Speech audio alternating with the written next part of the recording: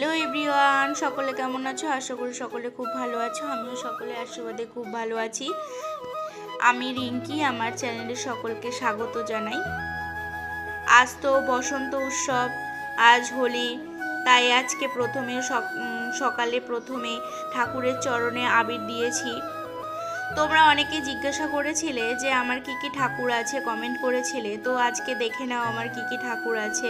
তোমাদের যদি ঠাকুরগুলো ভালো লেগে থাকে প্লিজ কমেন্ট করে জানাবে।